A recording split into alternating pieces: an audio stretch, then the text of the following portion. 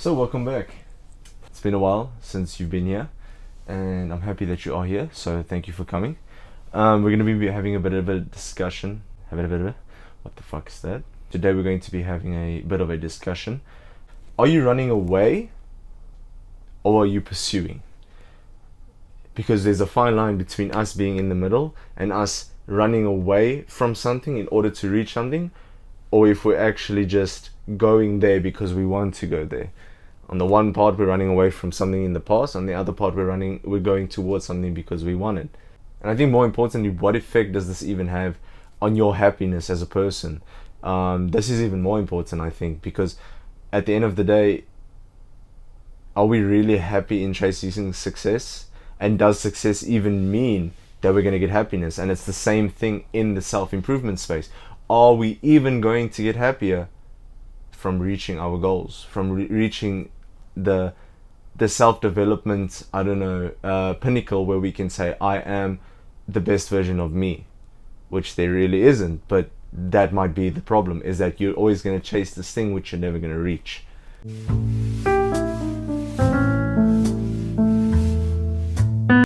Jordan Peterson talks about this experiment with a mice or a rat, with a mouse or a rat, which a spring is actually attached to the mouse's tail or the rat's tail. And in the first version of this experiment, the rat is put into the cage and it is hungry. And then they put the smell of cheese in front of the rat and they measure how hard this rat pulls. In version 2 of the experiment, rat is hungry, the cheese is still there, but on the other side now, we have the smell of a cat. Obviously, as we know, a cat is very much a natural predator to a mouse or a rat. Now I want you and me, together quickly, to think about this logically. In which of the two situations is the rat gonna pull harder? Well, I think it's quite obvious. The one where the fucking predator is on my ass about to eat me is definitely going to be the situation where I'm going to be pulling a lot harder. So now, what does this matter? We're like, how does an experiment affect us? What does this even say? Does this even have any reflection on us as human beings? Not just young men, but as human beings. In the end, our minds is the rat in the cage. Just think about that for a second.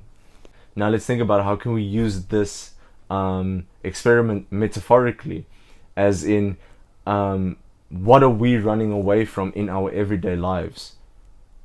Might it be fear? Because I think that most of the time fear negates our lives more than what we actually want to do.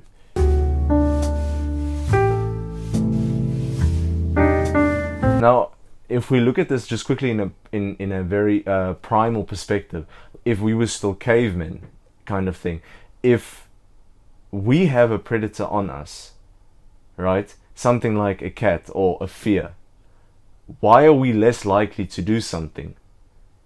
Well, it is that fear that is the very essence of our survival.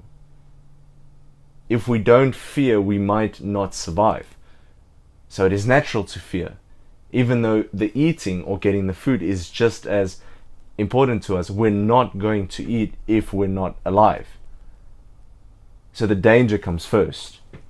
Although I have to be honest with you, I think a lot of times I would prefer running away from a lion than trying to figure what the fuck's happening up in here. I think you would agree. So if we think of this logically, the predator being our minds instilling fear in us, it is the collection of the experiences that we have gone through in our lives that ultimately determines the size of the predator. Now this predator, this fear instills in us certain characteristics and aspects that we do not want and don't appreciate. And without knowing, we still get that fear naturally within us. It causes the anxiety, the depression, the things that we haven't worked on is still there. So maybe you were the fat kid and you were always called fat. Maybe your parents weren't there for you as they were supposed to be. Maybe there's that one ex-boyfriend or girlfriend that really fucked you up. and today you're not the same.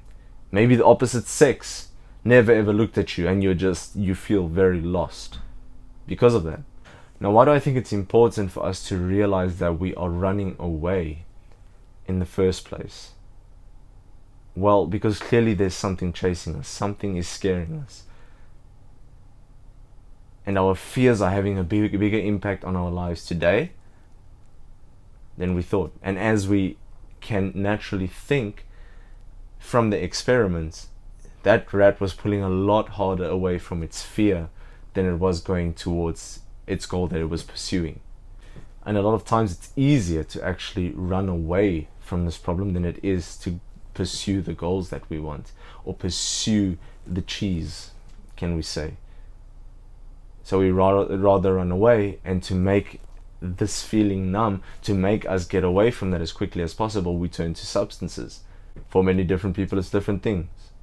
Porn, weed, working all the time, having no drive, working out all the time, not working out at all. All of these things is a reflection of the insecurities that we've had or that we've built up from our past. This is ultimately the predator in our mind.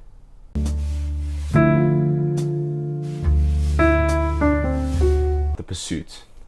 The pursuit meaning what exactly? So we have the rat in the video, right? In the experiment, that we clearly see that, okay, this rat is hungry and it has a sense of urgency. Why does it have the sense of urgency? Because it's hungry. It needs to get to the cheese because it's hungry.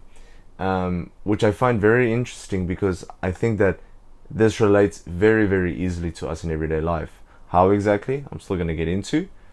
Just hang with me for a little bit. Evidently, in life, I think it comes back to the sense of urgency that we have surrounding the things that we do. What do I mean? When we are being attacked or running away from something, it is out of a sense of fear. When we are running towards something, it is out of a sense of us wanting to become more or become better. Okay, so it all surrounds the sense of urgency that we have surrounding our goals or surrounding whatever place we are at that stage in our life. How does this come back to our primal Homo sapien minds, let's say? Well, we have a lot more reason to escape from a predator than we are to get the food, can we say. Go and get the food. It begs the question, what is the purpose of us getting the food? Is it for ourselves? Because let's say we have a family at home, all of a sudden the purpose of our hunt, the purpose of our pursuit changes. Which to me comes back to a sense of purpose overall. What is our purpose? What are we supposed to do? Because if we don't have a purpose, but we are pursuing something, then there is no ultimate goal. Then you're not really pursuing anything. It comes back to, what is discipline? Discipline without an end goal is not really discipline. It just is. It just is the situation. Anyway, I'm getting a bit off track now. To me, what this comes back to is our identity, because we can derive our purpose from the identity that we have or that we give ourselves. You can only build a strong identity by having strong qualities. If your character is fluid, your identity is going to be fluid, and therefore your purpose is going to be fluid. I'm not saying that you shouldn't change your identity necessarily, but what I am saying is that have qualities that you know are good, that you stick strongly by. I think this is what someone like as like an Andrew Tate does very well, because he has such strong morals and values that he knows, he prides himself on, that no one can tell him any different when he's being questioned on those morals or values. So if you would like to see a video on how purpose is actually derived from identity, let me know, and we can definitely sort something out, and we could dive into it deeper. So the whole pursuit of the whole pursuit in us trying to become better, in us trying to reach our goals in life, we are hoping that in this pursuit, or at the end of it, when we reach the thing that we want, we will find happiness.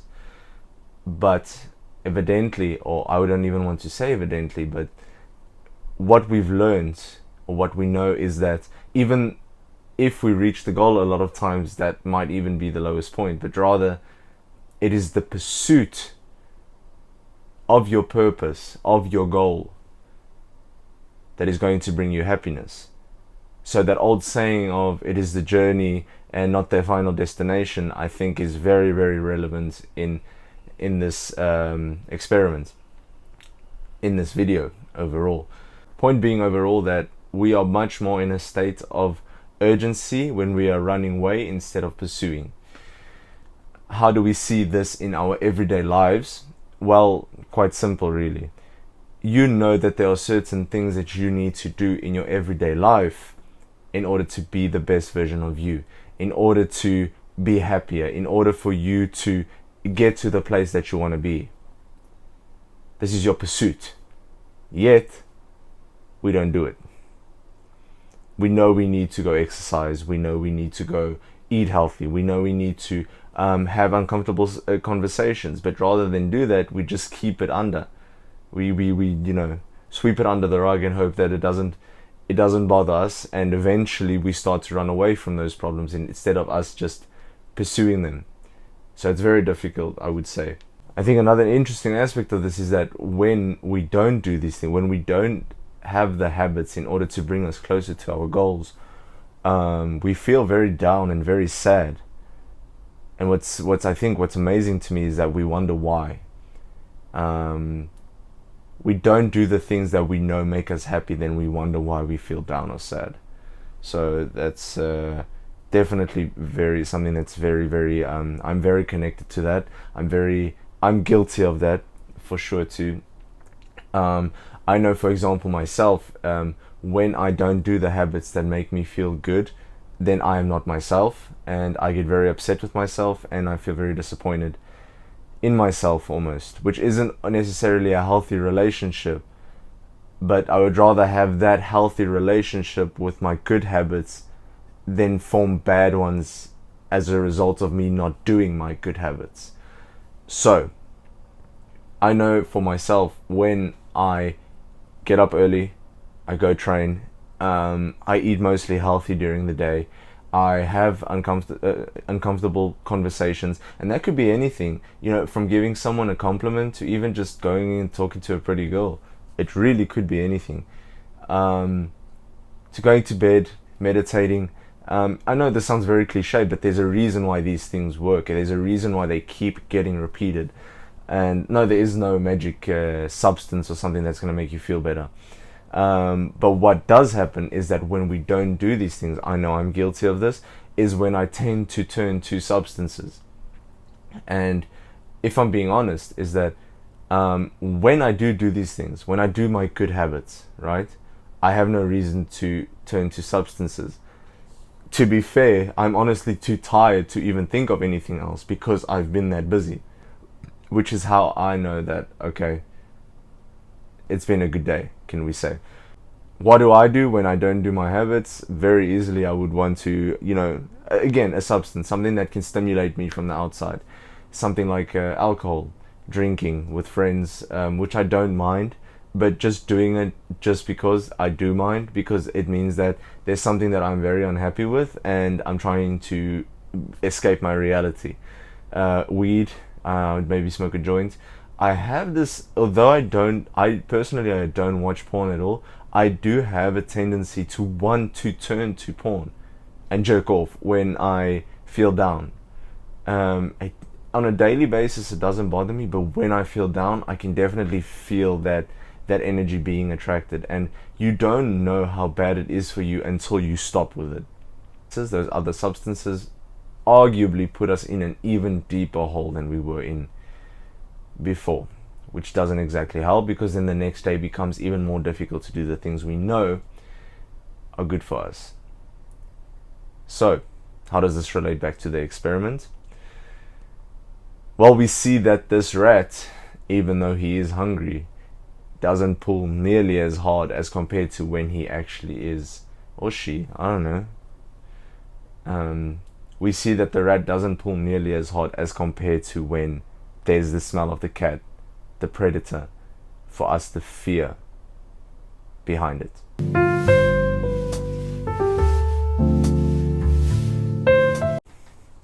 The conclusion. I think this experiment beautifully displays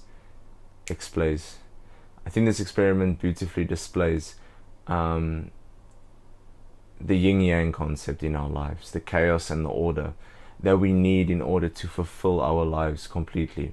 On the one hand, we are in the pursuit of our goals, and we want to reach success.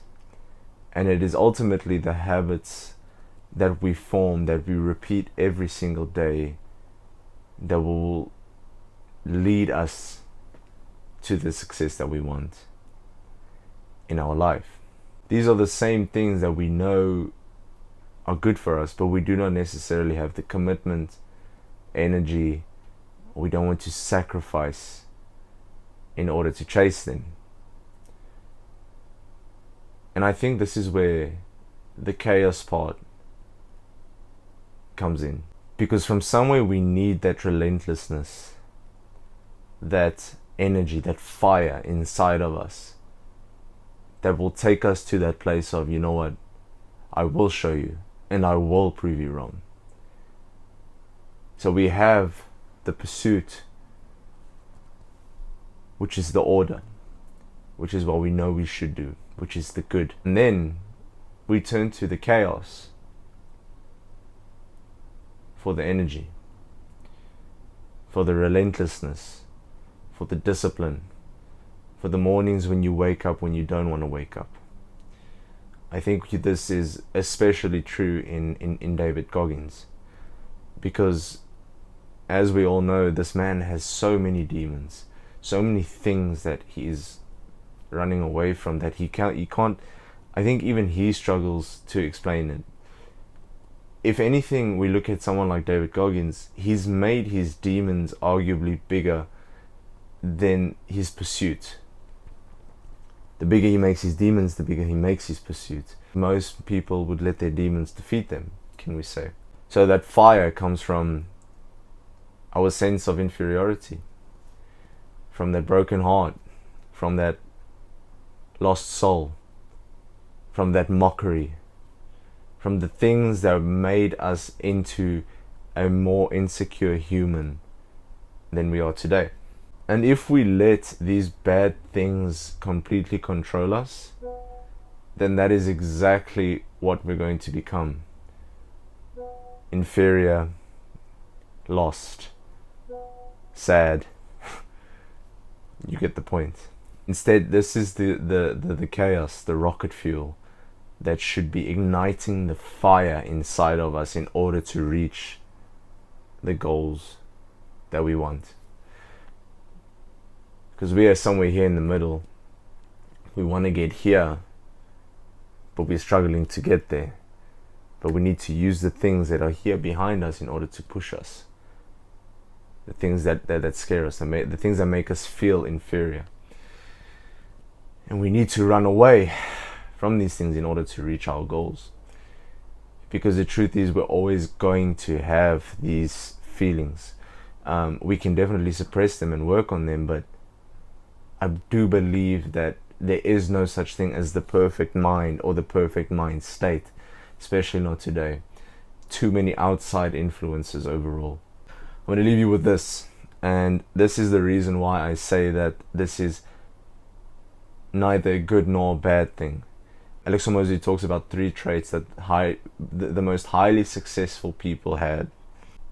So number 1, we have a superiority complex.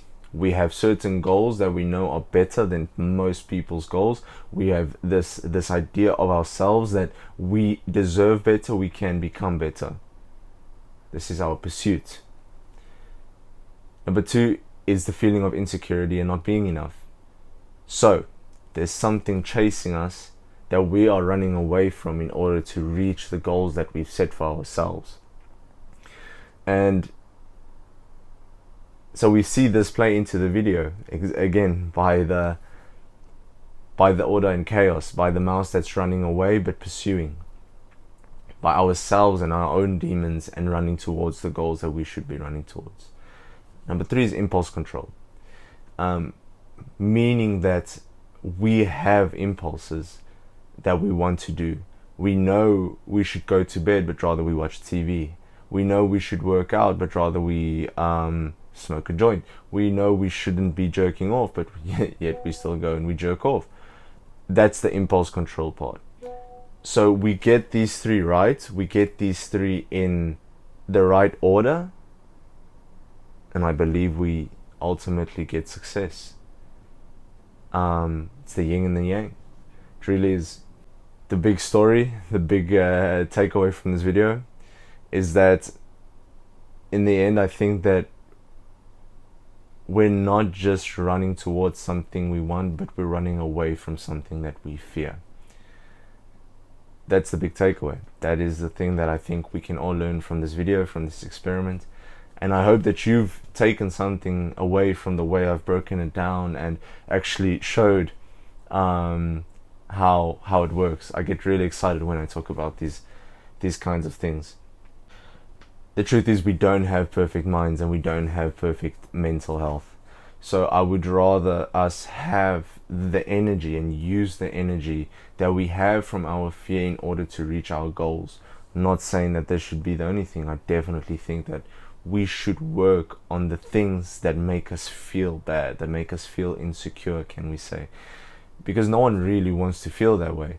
And me personally, I don't want to be fear driven my whole life, but I would, as a start, I would definitely rather use that fear and that heartbreak to reach a point where I know that I am in a better headspace to work on myself than just sit back and say, it is what it is.